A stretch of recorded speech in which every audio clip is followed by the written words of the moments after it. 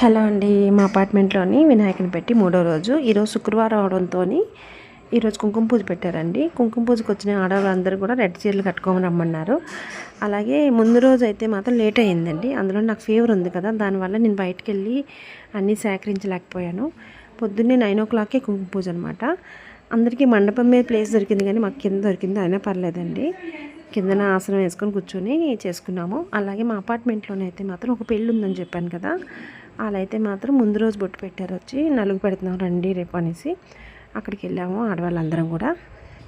అదే సారీస్తోని వెళ్ళిన తర్వాత అక్కడ నలుగు ఫంక్షన్ అవ్వకముందే ముందు ముత్తైదులందరికీ కూడా గాజులు వేయించారండి, 2 చేతుల నిండాన. ఈ గాజుల ఫంక్షన్ అయిన తర్వాత నలుగు పెడతారు. తర్వాత వచ్చిన షార్ట్లు కానీ ఫుల్ వీడియోలో కానీ మంచి మంచి వీడియోలు వస్తాయండి.